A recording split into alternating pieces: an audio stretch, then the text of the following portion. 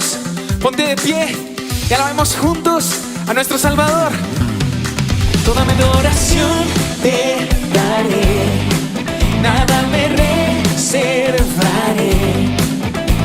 No importa lo que sienta, sigo creyendo, eres digno, Dios. Mi canción es para ti. Mi canción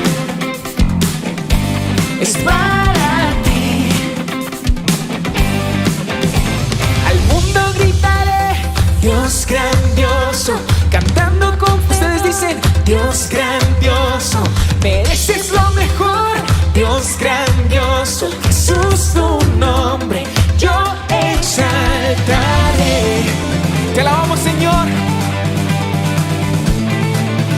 tu nombre exaltaré, Jesús.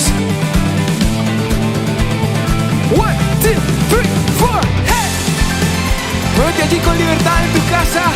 El Señor está en medio de la alabanza de su pueblo. ¡Hey!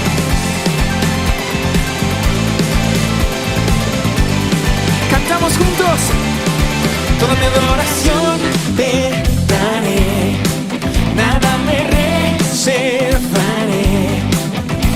No importa lo que sienta, oh, sigo creyendo, eres digno, Dios.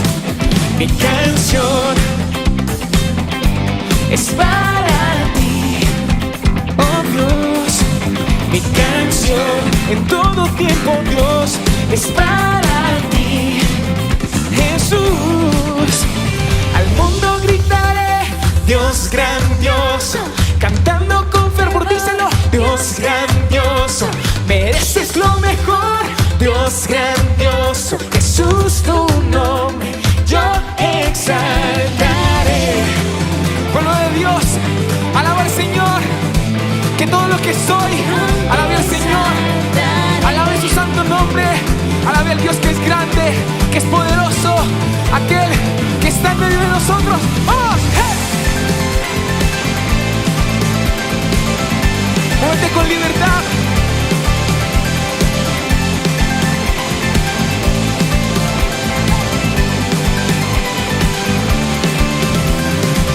Lo que respire, alabe al Señor, Él es digno de alabar.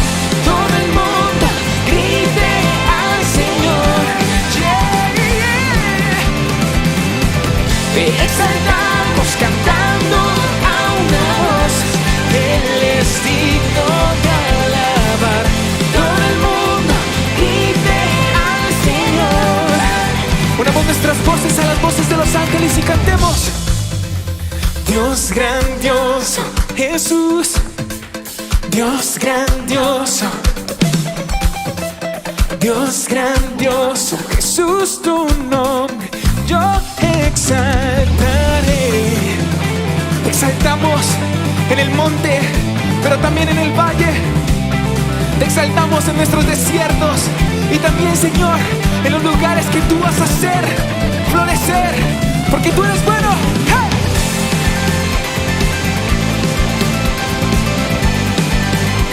Con libertad, yeah.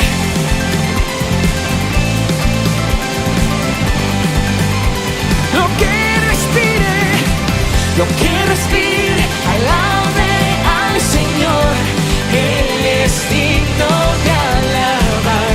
Todo el mundo grite al Señor, yeah.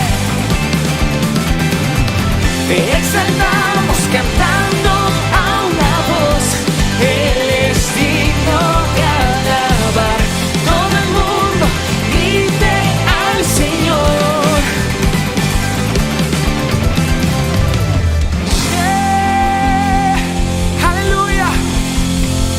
Te honramos, Señor, te honramos con nuestra alabanza y con nuestra adoración. Y ahora, en este momento, usted simplemente se va a levantar y va a decir que todo lo que soy alabe al Señor, con su cuerpo, con su voz, con sus manos, con su sonrisa. Mi pobre vida tú cambiaste al encontrarnos en la cruz.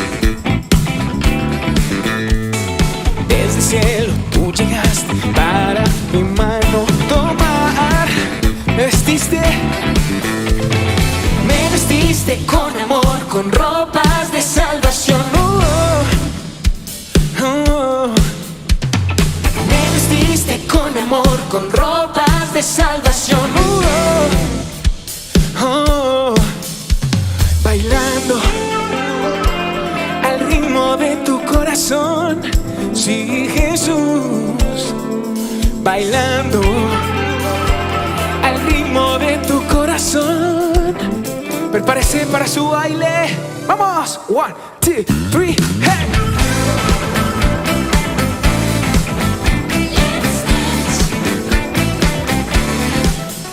Let's dance.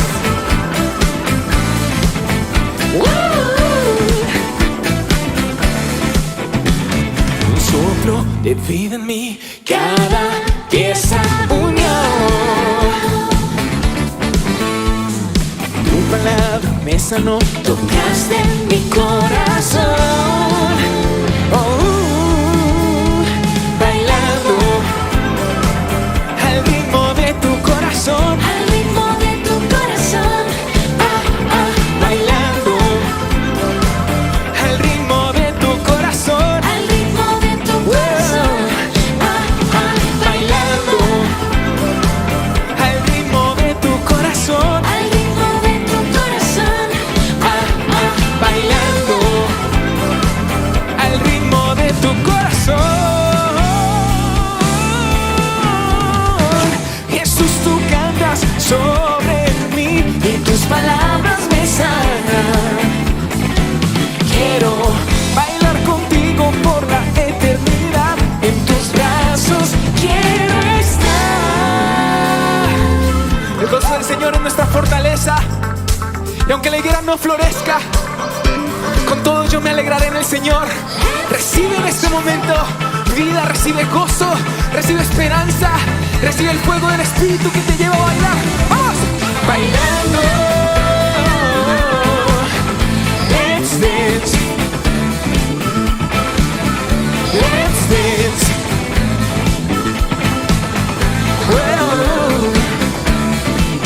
Al ritmo de tu corazón. Let's dance. Let's dance.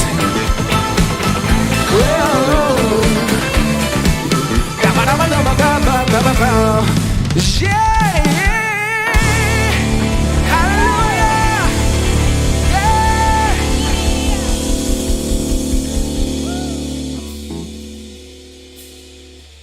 Gracias, Señor.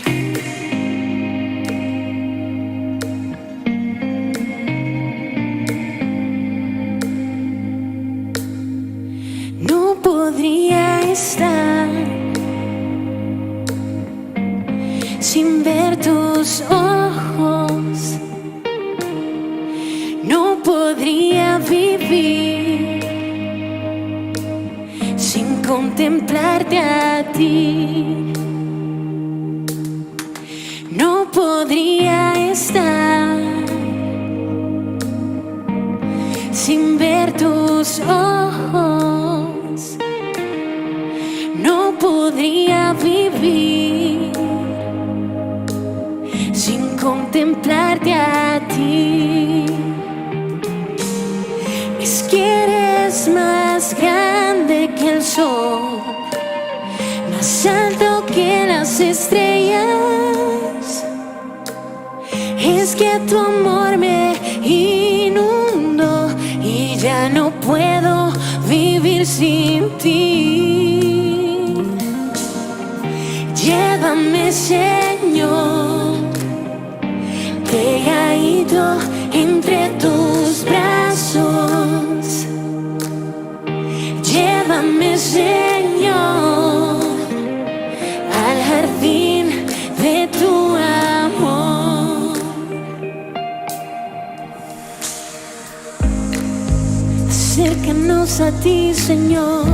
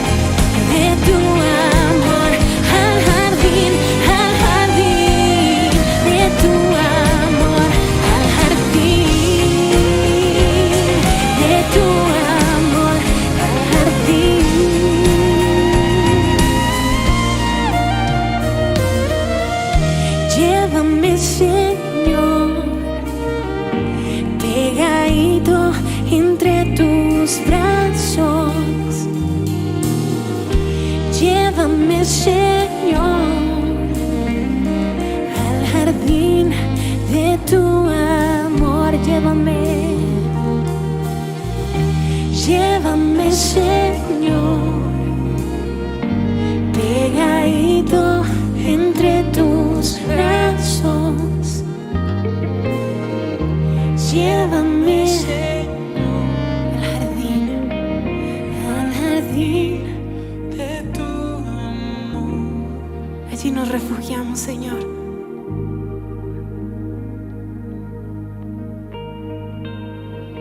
Aquí nos escondemos, Señor. No hay otro lugar en el que queramos estar sino cerca de ti, Señor.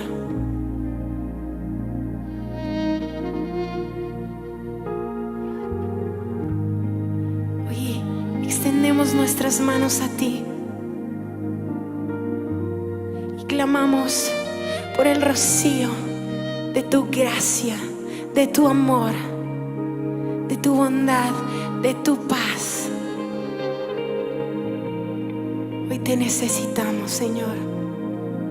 Canta sobre nosotros.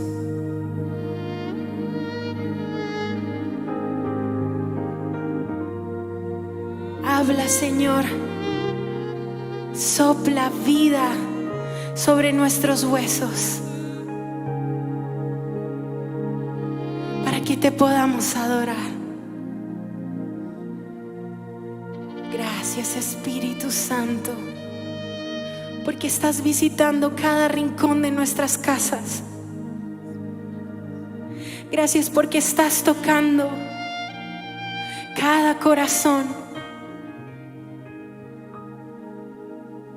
Y aún de aquellos que no te conocen o no han tenido un encuentro contigo, tú te estás acercando a ellos. Tú te estás presentando a sus vidas como el único Señor y Salvador. Te amamos, Señor. ¿Qué sería de nuestra vida sin ti? Sin poder acudir a ti cada mañana, cada día y recibir de ti el oportuno socorro. Hoy yo vengo a ti porque te necesito. Ven y lléname. Ven y sáciame.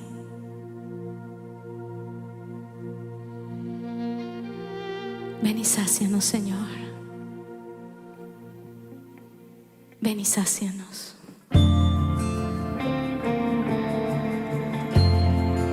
Porque sabemos que es tu gracia la que nos ha rescatado y nos ha redimido. Reconocemos que ha sido tu amor inagotable lo que nos ha salvado.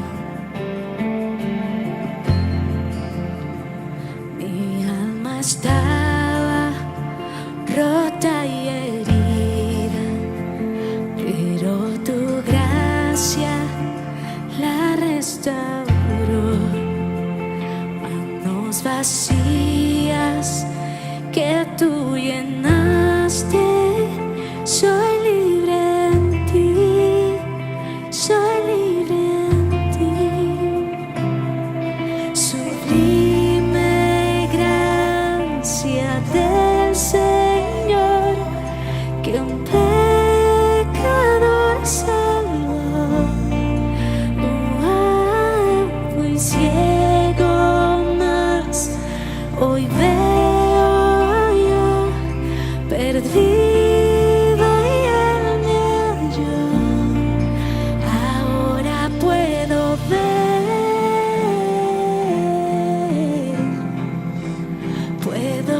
Sus ojos de amor, quebrantado fue para darnos su salvación.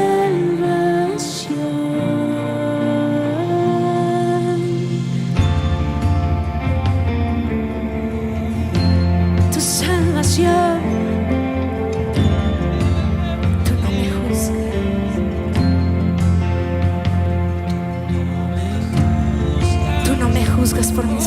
brazos, tú me aceptas tal como soy, tal como soy. Toma mi vida como vasija para mostrar tu gloria en mí. Sublime gracia del Señor, que a un pecador salvó. Fui ciego, mas hoy veo yo, perdido y Él me halló.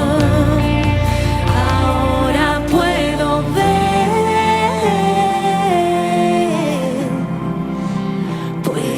ver sus ojos de amor. Quebrantado fue para darnos su salvación.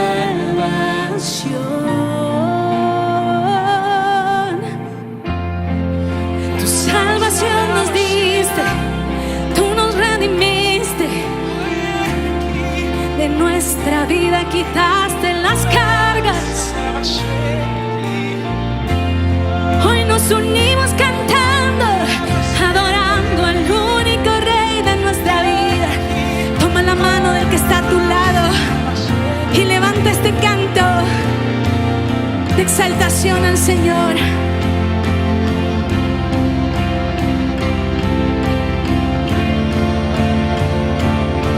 Piensa en su bondad y su gracia, en su poder y su misericordia, en su infinito amor y su bondad. Y te cantamos, Señor.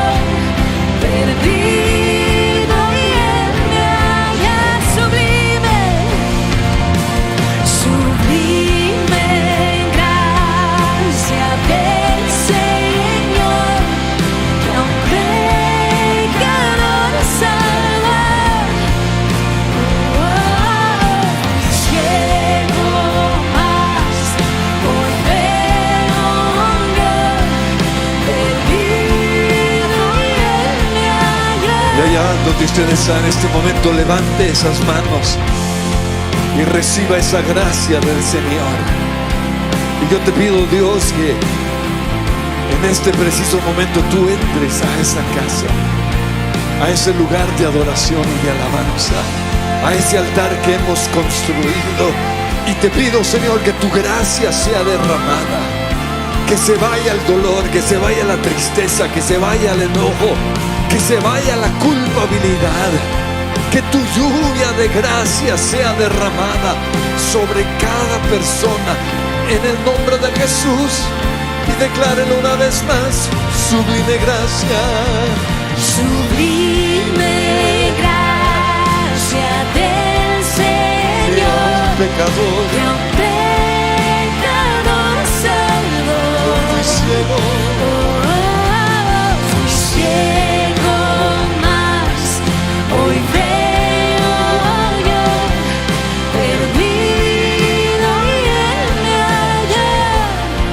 Señor, hoy te pido que ese hijo pródigo que regresa a su casa pueda saber que es perdonado. Pero también que esa persona que no te ha conocido, que en este preciso momento experimente tu gracia, que pueda ver que en la cruz Jesús murió para traer salvación, para traer perdón, para poner un canto nuevo en sus labios, y que pronto esta pesadilla, esta tormenta, este desierto va a pasar. Hoy, Señor, proclamamos nuestra confianza totalmente en ti, en la cruz, en tu obra perfecta en la cruz, y te decimos gracias. Pero también hoy traemos esta ofrenda y lo ponemos en tus manos. Bendícela, Señor. Yo declaro que tú eres mi proveedor en el nombre de Jesús. Amén. Tengo una pregunta que hacerles y es la siguiente: ¿es el COVID-19 el juicio de Dios sobre la tierra? Pues le hicieron esta pregunta a un pastor de mucha influencia en el mundo, y él respondió de la siguiente manera: los que dicen que el COVID-19 es el juicio de Dios sobre la tierra están locos, porque ese no es nuestro Dios. Nuestro Dios es bueno, misericordioso.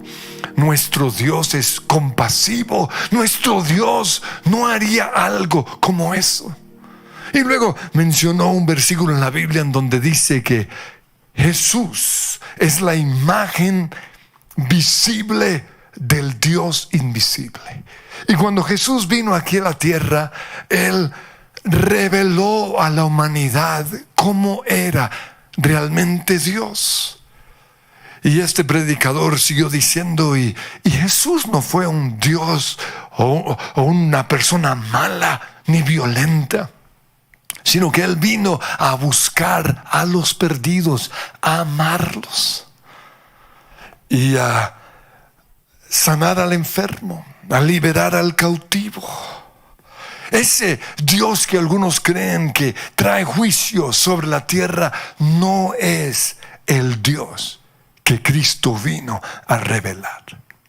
Y esas palabras sonaban muy bien, pero nos dejaron confundidos a todos, porque su respuesta dio la idea de que el Dios del Antiguo Testamento no es el mismo Dios del Nuevo Testamento, es decir, no es el verdadero Dios. Porque en el Antiguo Testamento vemos a un Dios que castigó a Adán y a Eva por su pecado. Vemos a un Dios también que mató a todos los seres vivos en el tiempo de Noé. Vemos a un Dios que destruyó a Sodoma y a Gomorra. Un Dios que mandó las 10 plagas a Egipto y que una y otra vez castigó a su pueblo, a la nación de Israel. Y no solo eso, sino que vemos a un Dios que castigó a su propio Hijo, a Jesús, para purgar, redimir o pagar por el pecado de la humanidad. Al respecto, Romanos 3:25 dice lo siguiente: Dios lo ofreció a Jesús como un sacrificio de expiación que se recibe por la fe en su sangre, para así demostrar su justicia. Anteriormente, en su paciencia, Dios había pasado por alto los pecados, pero en el tiempo presente ha ofrecido a Jesucristo para manifestar su justicia. Y de este modo Dios es justo y a la vez el que justifica a los que tienen fe en Jesús. También con respecto a Jesús, en Isaías 53, versículo 4 dice que fueron nuestras debilidades las que Él cargó.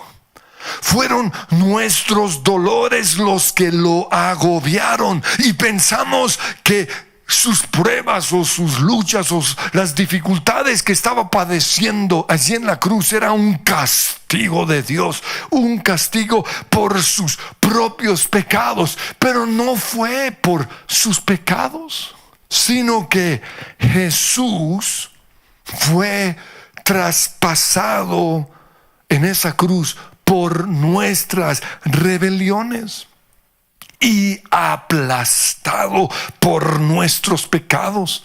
Fue golpeado para que nosotros estuviéramos en paz, y fue azotado para que pudiéramos ser sanados. Y luego dice, el Señor Dios puso sobre Jesús los pecados de todos nosotros. Entonces vemos que Jesús fue castigado por nuestros pecados. Por eso la respuesta de ese predicador dio la idea de que el Dios del Nuevo Testamento no es el mismo Dios del Antiguo Testamento. Y esto nos muestra una inconsistencia acerca de Dios. Y esta clase de inconsistencia generalmente vienen de predicadores que no conocen o no saben la teología acerca de Dios. Por eso es tan importante estudiar la palabra. Pero también nos muestran que son personas que ni siquiera leen la Biblia. O si lo leen, solo leen los libros de la Biblia que a ellos les gusta, o los libros de la Biblia que se adaptan a su doctrina. Pero no leen la Biblia en su totalidad. Y el cristiano tiene que leer toda la palabra de Dios, porque toda es inspirada por Dios. No leen el Nuevo Testamento, no leen algunas epístolas, no leen el Antiguo Testamento. Por eso no hay una consistencia entre el Dios del Antiguo Testamento y el Dios del Nuevo Testamento. Y Él es el mismo.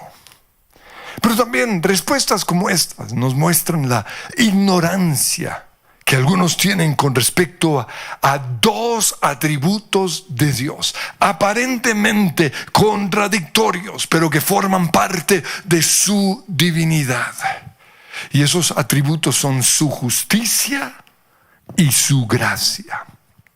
Ahora, no podemos decir que el coronavirus es el juicio de Dios, pero tampoco podemos decir que no lo es. Y yo sé que muchos dicen que no podemos espiritualizarlo todo, pero tampoco podemos sacar a Dios de todo.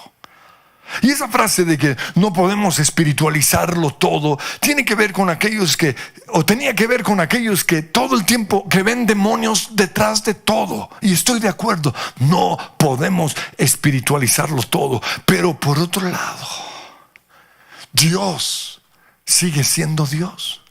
Él sigue en su trono. Y Él sigue siendo parte de los eventos del mundo. Y yo sé que el COVID-19 se originó de manera natural. Nos han dicho que sucedió en una parte de un mercado de mariscos en la ciudad de Wuhan, en China. Ahora, hay otras teorías. Algunos creen que fue algo que se les escapó de un laboratorio precisamente en esa ciudad. En todo caso, su origen fue natural, pero también hay causas espirituales que lo causaron. Y una de esas causas es el pecado. Pero además de esto, en muchas ocasiones en la palabra vemos que Dios usó los eventos naturales del mundo para traer un castigo. Entonces hay momentos en los cuales Dios usa cosas como nuestros errores, o los accidentes, los errores de un médico, o los desastres naturales para formarnos, para disciplinarnos o para traernos una enseñanza. Un ejemplo de esto lo vemos en Éxodo capítulo 10, versículo 13, y esto tiene que ver con las plagas. Y dice aquí, el Señor hizo que un viento del este, es decir, que algo natural soplara sobre el país. Por eso a la mañana siguiente, el viento del este había traído las langostas. Entonces aún vemos que detrás de los eventos naturales hay un Dios. Romanos 8:28 también nos muestra que Dios dispone todas las cosas para nuestro bien, o para que sus propósitos se realicen, sus propósitos se cumplan.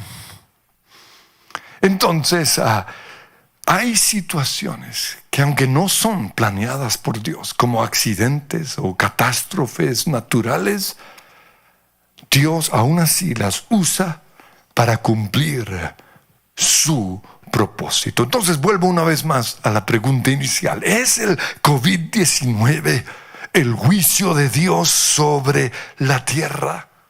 Y esto no es algo que podamos responder con un simple sí o un no. Más bien lo respondo con otra pregunta. Para usted, ¿qué es el juicio de Dios? Porque cuando hablamos acerca del juicio de Dios, algunos tienen la idea de un Dios enojado lanzando fuego desde sus fosas nasales, causando pandemias, enfermando, destruyendo, causando terremotos, huracanes y otras catástrofes naturales. Pero ese no es Dios. Dios no es el que ocasiona estas desgracias, porque la Biblia dice que Dios es el dador de vida. En el Salmo 102, versículo 27 dice, en el principio, el salmista le dice a Dios, en el principio tú afirmaste la tierra y los cielos son la obra de tus manos. Los cielos perecerán, pero tú permaneces. Todos ellos, todas las obras o toda la tierra se desgastarán como un vestido, pero tú eres siempre el mismo. En Isaías 51:6 dice, levanten los ojos al cielo, miren la tierra abajo, como humo se esfumarán los cielos. Y como ropa se gastará la tierra, y como moscas morirán sus habitantes. Pero dice Dios, mi salvación, es decir, mi gracia, permanecerá para siempre, y mi justicia nunca faltará. Entonces, lo que ha hecho que este mundo sea tan imperfecto, que se esté desgastando, que se esté autodestruyendo, no es Dios, sino el pecado del ser humano. Entonces, para usted, ¿qué es el juicio de Dios? Porque según la Biblia, el juicio de Dios, en primer lugar, son las consecuencias del pecado. Cuando Dios creó al ser humano, Él estableció leyes. Y si esas leyes son violadas, traen consecuencias. Hay leyes naturales, como el fuego quema. Si yo meto el dedo al fuego, me quemo. Pero también hay leyes espirituales. Y una de esas leyes se las dio el Señor a Adán y Eva cuando los puso en el huerto. Les dijo que si comían de la fruta prohibida, morirían. Y esta ley se sigue cumpliendo hoy. Dice Romanos 6:23, la paga que deja el pecado es la muerte. Y en Ezequiel 18:20 dice, la persona que peca es la que morirá. Pero Dios no solo es amor, sino que Él también es justo. Y aunque es Dios, Él se tiene que someter a las mismas leyes que Él estableció.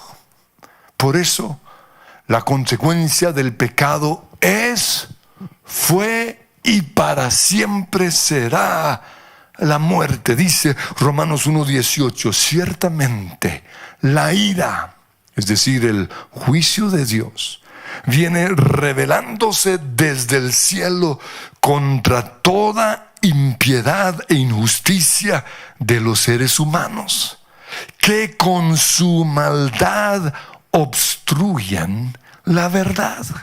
También en Efesios 5:6 dice, no se dejen engañar por los que tratan de justificar esos pecados. Y en el contexto en el cual el apóstol nos está hablando, él menciona los pecados de inmoralidad sexual, de impureza, de avaricia, cuentos obscenos, conversaciones necias y chistes groseros. Y luego dice, porque el enojo, es decir, el juicio de Dios, caerá sobre todos los que desobedecen. Y lo mismo dice Colosenses 3:6, por estas cosas, por estos pecados viene el castigo o el juicio de Dios. Entonces esa es la justicia de Dios, el castigo. Él tiene que cumplir su palabra. Pero ese castigo, ese juicio, no es algo que Dios quiere hacer, sino que es la consecuencia inevitable de nuestra desobediencia. Y como vamos a ver más adelante, el que presiona para que ese castigo caiga sobre nosotros es el diablo. Y Dios, que es justo, aunque no quiere, Él tiene que permitir que el destructor traiga el juicio sobre la gente. Entonces, lo que se conoce como el juicio de Dios podría ser el derecho que el diablo tiene de matar y de destruir. Entonces, el juicio de Dios en primer lugar es la consecuencia del pecado, pero en segundo lugar, el juicio de Dios es que se haga justicia en la tierra. Es decir, que las acciones de los malos sean castigadas y las acciones de los justos sean recompensadas. Dice Proverbios 11:31, si los justos reciben su recompensa aquí en la tierra, cuánto más los pecadores perversos. Y les recuerdo que nosotros no somos salvos por nuestras obras, sino por gracia, es decir, por creer en Jesús. Pero eso no significa que nuestras obras ya no tienen consecuencias, porque de ser así todos seguirían pecando y con el tiempo se apartarían de Dios, porque es el pecado lo que nos lleva a no creer más en Dios. Y cuando dejamos de creer en Dios, ya no hay nada que hacer. Que las acciones de los malos sean castigadas y que las acciones de los justos sean recompensadas, las vemos cuando Dios le dice a Abraham que Él va a destruir a Sodoma y a Gomorra. Pero como el sobrino de Abraham vivía en esa ciudad, Abraham le preguntó al Señor en Génesis 18:23, ¿de veras vas a exterminar al justo con el malvado? Quizás haya 50 justos en la ciudad. ¿Exterminarás a todos y no perdonarás a ese lugar por amor a esos 50 que allí hay? Y luego Abraham le dice, lejos de ti el hacer tal cosa, matar al justo junto con el malvado. y que ambos sean tratados de la misma manera. Aquí Abraham está pidiendo la justicia de Dios. Jamás hagas tal cosa. Tú que eres el juez de toda la tierra, ¿no harás justicia? Y en el Nuevo Testamento, en 2 Pedro 2:4, dice: todo esto demuestra que el Señor sabe librar de la prueba a los que viven como Dios quiere. Y Dios sabe reservar a los impíos para castigarlos en el día del juicio. Entonces, el juicio de Dios es que se haga justicia. Pero en tercer lugar, el juicio de Dios es solo para los que rechazan a Jesús y lo desobedecen. Jesús dijo en Juan 3:36, los que creen en el Hijo de Dios, es decir, en Jesús, tienen vida eterna. Los que no obedecen al Hijo, a Jesús, nunca tendrán vida eterna, sino que permanecen bajo la ira del juicio de Dios. Entonces, el juicio de Dios es para los que rechazan a Jesús y lo desobedecen. Pero en cuarto lugar, el juicio de Dios es lo que pasará cuando Jesús regrese otra vez, y es lo que estamos esperando. Y al respecto, 2 Pedro capítulo 3 versículo 7 dice: el cielo y la tierra están guardados para el fuego, reservados para el día del juicio y de la destrucción de los impíos. El Señor no tarda en cumplir su promesa, según algunos entienden la tardanza. Más bien, Él tiene paciencia con ustedes, porque Él no quiere que nadie se pierda, sino que todos se arrepientan. Pero el día del Señor vendrá como un ladrón.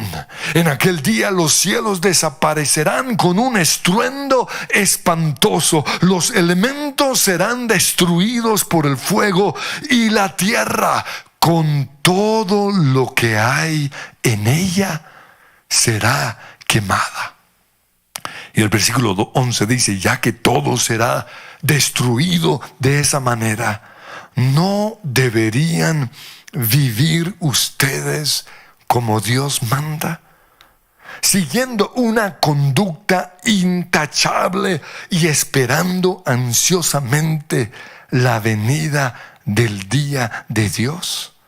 Porque según su promesa, esperamos un cielo nuevo y una tierra nueva en los que habite la justicia.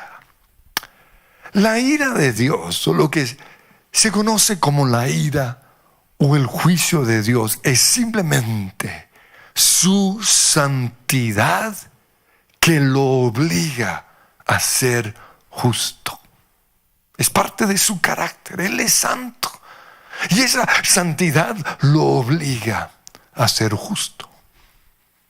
Acerca de Sodoma y Gomorra, Dios dice en Génesis 18:20, el clamor contra Sodoma y Gomorra. Y resalto eso, el clamor en contra de estas dos ciudades, el Señor dice, resulta ya insoportable, y su pecado es gravísimo.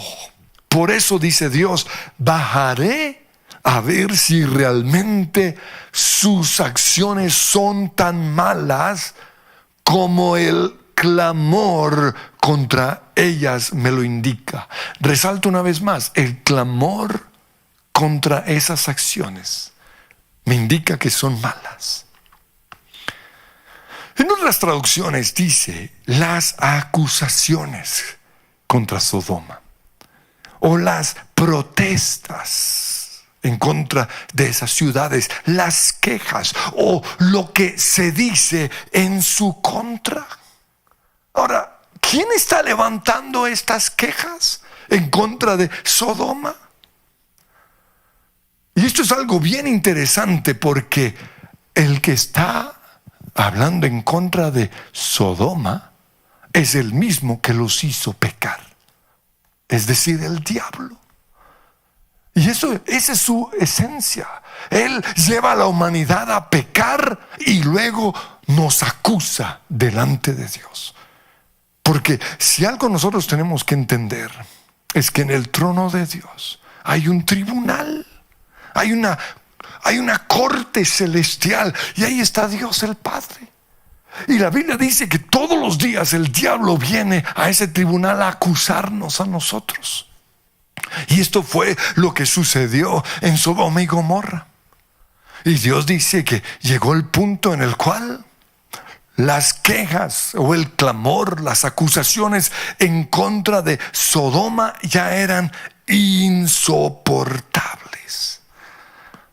El diablo, ¿qué es lo que está exigiendo? Que se haga justicia, que Dios cumpla su palabra.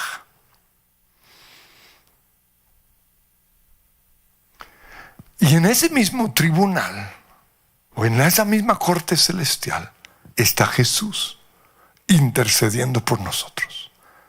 Y esto es algo que nosotros debemos entender. El diablo es nuestro acusador, y él lo que pide, lo que exige es que se cumpla la ley de Dios.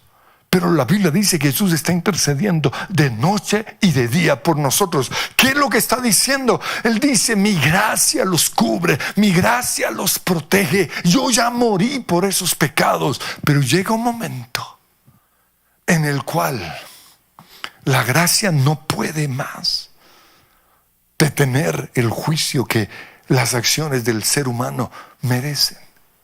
Y es ahí cuando viene el juicio de Dios. Pero que quede claro, el que exige el juicio es el diablo. Jesús intercede por nosotros. Pero seguimos en este pasaje. Dios sabía que el sobrino de Abraham vivía en Sodoma. Por eso fue a hablar con él y le dijo lo que iba a suceder. Y en ese momento encontramos a Abraham intercediendo. Génesis 18:23. Y dice: ¿de veras vas a exterminar al justo junto con el malvado? Quizá haya 50 justos en esa ciudad. ¿Exterminarás a todos y no perdonarás a ese lugar por amor a los 50 justos que allí hay? Lejos de ti, oh Dios, el hacer tal cosa, matar al justo junto con el malvado, y que ambos sean tratados de la misma manera. Jamás hagas tal cosa, tú que eres el juez de toda la tierra. No harás justicia. Y el Señor le respondió: pues Abraham, si encuentro 50 justos en Sodoma, por ellos perdonaré la ciudad. Por 50 justos. Pero en ese momento Abraham reacciona y dice: híjole, no hay 50 justos. Y comienza a interceder por 45. Y Señor, ¿y si hay 45? Y Dios le responde de la misma manera: por 45 los perdono. Pero quizás solo hay 40. Pues los perdono. Solo hay 30. O solo hay 20. O tal vez se encuentren solo 10. Y el Señor dice: si encuentro 10 justos en Sodoma, no la destruiré. Y esto nos muestra que por los justos, los que creen en Jesús, que vivimos en una ciudad o en una nación, toda esa nación o toda esa ciudad es guardada, es protegida. Lo triste es que en este caso no había ni siquiera 10 justos, solo había 4. Y eso, encontramos a Lot, a su esposa y a sus 2 hijas. Y lo más seguro es que el único justo de esos 4 era Lot. Y por eso fue necesario sacarlos de Sodoma. Y el momento en el cual Dios los saca, el juicio de Dios cae sobre Sodoma. Dice Génesis 19:24, entonces el Señor hizo que cayera del cielo una lluvia de fuego y de azufre sobre Sodoma y Gomorra. Pero una vez más les recuerdo, aunque aquí habla del juicio de Dios, es el diablo el que está exigiendo ese juicio. Entonces es el diablo, según este pasaje y según el pasaje en Job capítulo 1, es el diablo el que trae el juicio según el pecado de las personas. Él es el ángel destructor. Pero lo lindo es que Romanos 8:28 dice que Dios dispone todo para nuestro bien. Entonces las enfermedades vienen del diablo, pero Dios las dispone para bien. Esta pandemia viene del enemigo por causa del pecado, por otras causas naturales y espirituales. Pero Dios lo dispone para nuestro bien. La pobreza, el desempleo, las catástrofes naturales y hasta el mismo diablo, Dios los usa para cumplir nuestro propósito. Por eso en Hebreos 12:5 dice, hijo mío, no tomes a la ligera la disciplina del Señor, ni te desanimes cuando te reprende, porque el Señor disciplina, y ya vimos en este contexto, el Señor permite la disciplina o el juicio de Dios. Él lo permite a los que ama. Y dice, azota a todo el que recibe como hijo. Entonces, el juicio de Dios no es como lo entendemos nosotros en nuestra humanidad, cuando habla del juicio, la ira o el enojo de Dios o su venganza. No es así, sino que es su amor y su santidad. Es su gracia y su justicia. Entonces, tenemos que ver el COVID-19 como la advertencia de un Dios justo y de un Dios que nos ama, que nos está diciendo, vuelvan a mí antes de que sea demasiado tarde. Por eso quiero invitarles que allí donde estén cierren sus ojos, porque Dios está usando esta situación para llevarnos a buscarle. Dios está usando esta situación para que nos arrepintamos de nuestros pecados, para que dejemos de ser cristianos mediocres, cristianos mundanos, cristianos que nos quejamos. Dios está usando esta situación para que tomemos decisiones. Y yo le invito que en este momento, usted allí donde está, tome esa decisión. Lo que muchos llaman el juicio de Dios es realmente su santidad, que no puede permitir que haya más pecado. Y aunque en su gracia Él está deteniendo el juicio que esta humanidad merece, nosotros tenemos que usar este tiempo para buscarle. En 2 Crónicas 7:13 dice, cuando yo envío, cuando yo permita que el diablo traiga enfermedades y pandemias, y en el 2 Crónicas 7:14 dice, si mi pueblo se humilla, ora, me busca y se arrepiente de sus pecados, yo oiré desde los cielos y en ese momento sanaré la tierra. Por eso quiero que cantemos esta canción. En el mar de